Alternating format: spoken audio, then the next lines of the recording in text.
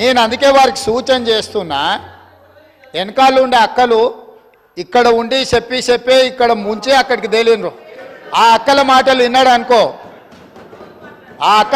విన్నాడు అనుకో Jubilee bus స్టాండ్లో కూర్చోవాల్సి వస్తుంది అధ్యక్ష. అందుకే అందుకే అందుకే అందుకే మహిళా ఎమ్మెల్యేలపై రేవంత్ రెడ్డి అనుచిత వ్యాఖ్యలను ఖండిస్తున్నానని, ముఖ్యమంత్రి రేవంత్ రెడ్డి వెంటనే క్షమాపణ చెప్పాలని మాజీ మంత్రి బీఆర్ఎస్ ఎమ్మెల్యే హరీష్ రావు అన్నారు. అసెంబ్లీ సమావేశాల్లో భాగంగా సీఎం రేవంత్ రెడ్డి చేసిన వ్యాఖ్యలపై ట్విట్టర్ వేదికగా స్పందించిన ఆయన రేవంత్ రెడ్డిపై ఫైర్ అయ్యారు. నిండు అసెంబ్లీ సాక్షిగా బీఆర్ఎస్ మహిళా ఎమ్మెల్యేలపై సభ నాయకులు రేవంత్ రెడ్డి గారు అనుచిత వ్యాఖ్యలు చేయడాన్ని తీవ్రంగా ఖండిస్తున్నాను. నేను అందుకే వారికి సూచన చేస్తున్నా, వెనకాల ఉండే అక్కలు ఇక్కడ ఉండి చెప్పి ఇక్కడ ముంచి అక్కడికి తేలినరు. ఆ అక్కల మాటలు విన్నాడు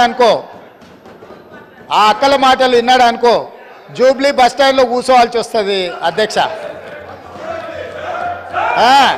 అందుకే అందుకే అందుకే అందుకే ఇది యావత్ మహిళా లోకానికి జరిగిన అవమానం. ముఖ్యమంత్రి గారు వెంటనే బీఆర్ఎస్ మహిళా ఎమ్మెల్యేలకు క్షమాపణ చెప్పాలని డిమాండ్ చేస్తున్నాం. 10 ఏళ్ల బీఆర్ఎస్ పాలనలో అసెంబ్లీ సమావేశాలు ఎంతో హుందాగా నిర్వహించాం. ఇతర రాష్ట్రాలకు ఆదర్శంగా నిలిచాం.